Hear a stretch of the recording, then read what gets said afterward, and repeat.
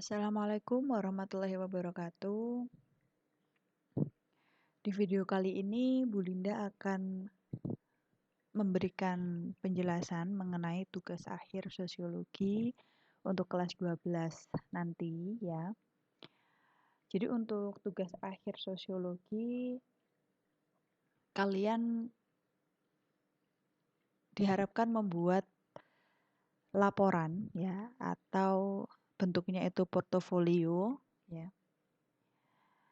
Karena materi kita tentang pemberdayaan masyarakat, dan kalau kita mengamati pemberdayaan masyarakat secara langsung ya di tengah situasi kondisi yang seperti ini kan tidak memungkinkan.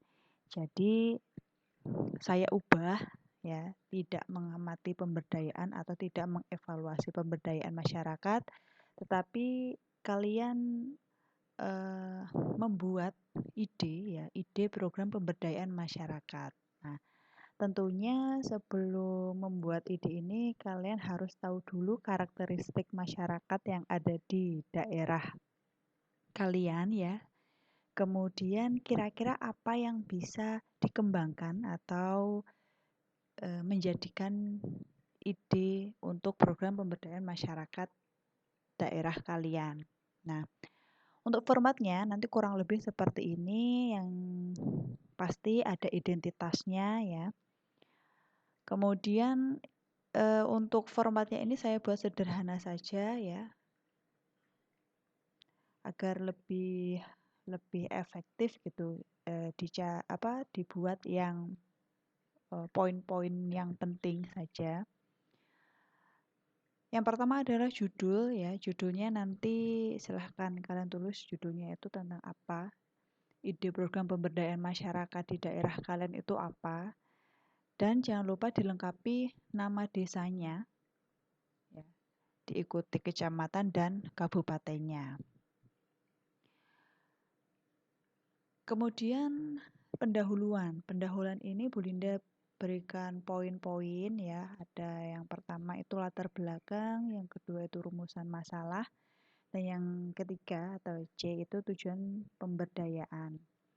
Latar belakang nanti isinya kalian memaparkan keadaan kondisi daerah kalian itu bagaimana, kondisi desanya itu bagaimana. Kalian bisa menceritakan itu, bisa dilengkapi dengan data ya jika ada. Terus alasan kenapa kalian mengangkat ide pemberdayaan itu. Ya. Tentu kita mengangkat ide itu kan pasti ada latar belakangnya, gitu, ada alasannya. Nah, kalian bisa mengemukakan alasan itu di latar belakang.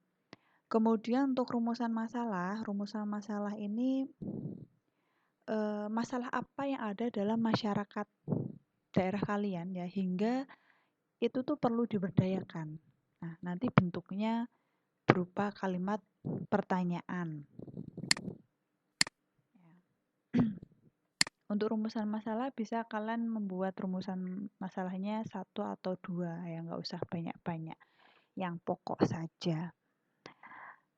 Yang C itu tentang tujuan pemberdayaan. Nah, tujuannya apa? Kalian memberdayakan dengan ide yang kalian berikan itu tujuannya apa? Kalian bisa menyebutkan itu ke dalam bentuk poin-poin gitu ya.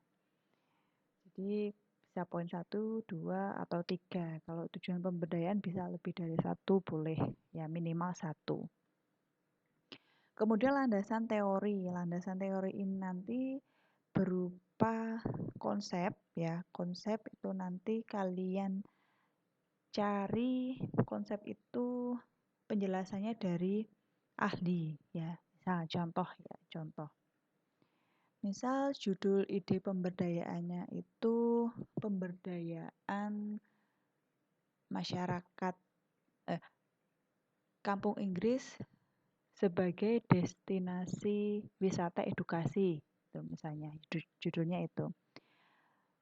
Kampung Inggris sebagai destinasi wisata edukasi di Desa Tulungrejo, Kecamatan Pare, Kabupaten Kediri. Nah, di situ nanti landasan teorinya itu nanti ada kampung Inggris gitu ya, kampung Inggris. Terus misalnya destinasi wisata edukasi itu apa maksudnya? Nah, di situ nanti kalian jelaskan. Wisata edukasi itu apa maksudnya? Kalian bisa cari pengertian itu dari ahli, bisa dari definisi-definisi kamus besar mungkin ya. Jadi itu kalian cari per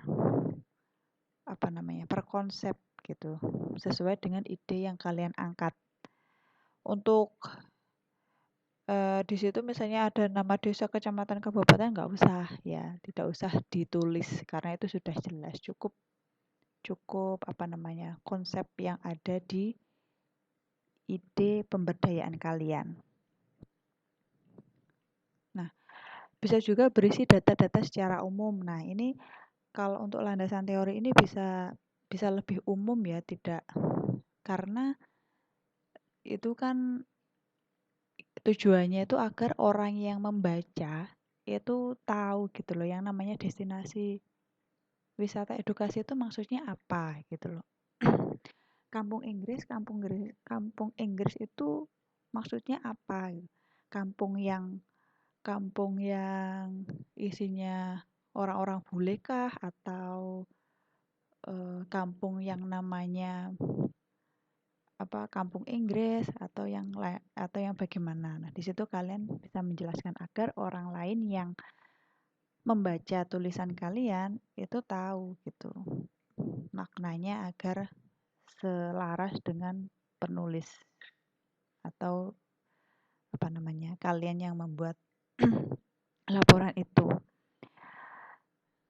Kemudian pembahasan. Nah, di pembahasan ini kalian berikan gambaran secara umum ide pemberdayaan masyarakat. Nah, bagaimana perkiraan pelaksanaannya, bagaimana kira-kira ide yang kalian buat itu kira-kira nanti dilaksanakannya bagaimana. Nah, kalian bisa jelaskan di situ. Nah, karena ini kan masih ide ya, yang namanya ide kan belum terlaksana. Jadi, kalian bisa memberikan gambaran. Kira-kira kalau ide kalian nanti pelaksanaannya bagaimana, melibatkan pihak siapa saja ya, inisiatornya itu siapa saja. Kalian bisa menjelaskan di situ. Inisiatornya mungkin bisa masyarakat, bisa pemerintah, ataupun pihak swasta gitu. Terus kira-kira nanti keberhasilan dan keberlanjutan ide kalian tuh bagaimana? Nah, ini karena masih ide kan, kita seperti berhipotesa gitu.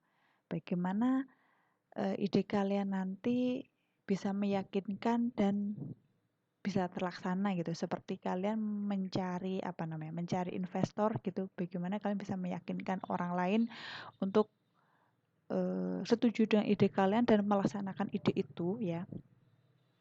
Gitu. Jadi kalian berikan analisa kira-kira nanti keberhasilannya bagaimana, keberlanjutannya bagaimana ya, manfaatnya untuk masyarakat itu bagaimana gitu loh, menjanjikan atau enggak gitu. Ya. Itu terus ya, untuk laporan ini nanti, portofolio ini nanti dikerjakan di kertas folio bergaris ya. Jadi laporannya tidak diketik, tidak berupa Word, tapi kalian menulis tangan ya, menggunakan ballpoint.